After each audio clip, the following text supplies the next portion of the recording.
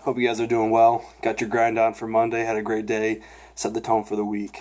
I'll make this quick. I know you guys are busy. But today I heard from a guy named Matt De La Cruz.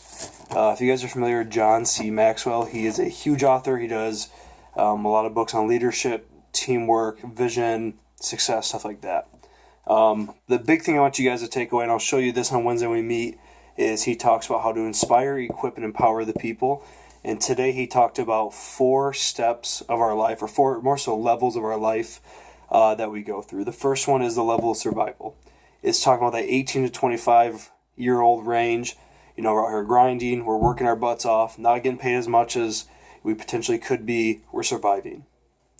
Next stage, he talks about the 25 to 35-year range, stability. And that's where you're starting to become stable financially. You're finding a place to live. You're finding a significant other. You're getting married, etc. The next stage is success. He says, hypothetically, according to what people say, 35 to 45 is where you finally hit success. You've made money. You've paid off your debts. You're saving up, stuff like that. Now, the last kind of level is level 4, which is significance. And he talks about living a life of significance, and that if you live with the end goal of being significant, the wealth, the money, the success, the stability, overcoming that survival will all take care of itself.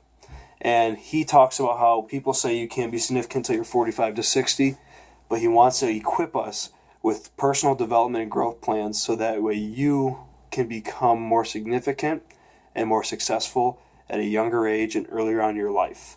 So something he talks about is when you develop a personal growth plan. He said the best way to do this is to simply break it down and start by doing 2 things at a time for each category, which is still a lot. But he talks about you have to develop spiritually, family, career, financial, social, mental, and physical health. He says that for spiritual, whatever that may be, for probably a lot of us, that's our faith, being better men of God. Talks about family, your marriage, siblings, parents, going above and beyond to spend time with that person or those people in our life. Your career, obviously you have to have a growth plan for your career. Financial, your income to debt ratio. Know how much debt you have, know how much you're making every year, and start to work toward being debt free. He talks about a lot of people who are so worried about how much money they're going to make, they don't realize it's really about how much you're in debt, because you don't have to make a lot to tackle that. And so some of the seminars he does, which I can talk to you more about, there's one coming up in May, he talks about taking with what the income level you have and slowly decreasing that income to debt ratio. Someone like Chris, I know that it's right down your alley with how well you've done with, defeating debt and budgeting and stuff like that. Social, he says give back and give time. He gives 10% of his income every single month, every single week, whatever it might be, to others. He says if you bless others, others will bless you. We talked about that too. It's crazy how this works out. We had our meeting and this guy comes in and saying the same things we were talking about. He says he gives time. Just like the idea of tithing with 10%, he gives 10 hours every single month, unpaid, completely volunteer to give and invest into others. Once again, things kind of like Chris, that reminds me of that you do, Mariel, that you do with the public schools, you used to do with Grand Rapids, the basketball team, stuff like that. Mental, read books, go fishing, play a round of golf. You have to have that balance in life of continuing to grow with, mentally. And then I think mental ties into physical health. He talked about with being proactive, with being fit, eating the right things and stuff like that. And kind of where he led with this is experts say we only use 10% of our potential. We tap into only 10%.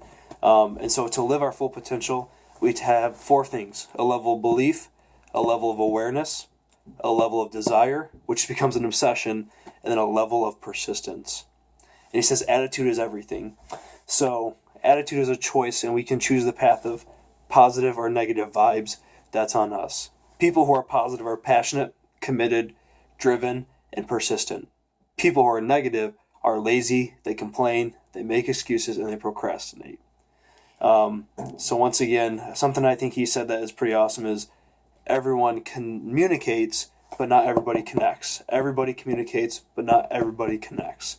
So the things we're doing now, making these connections and networking is crucial. So I'll end this with you guys. And he said at the end of it, have a go-getter attitude and then that will turn into a go-giver attitude.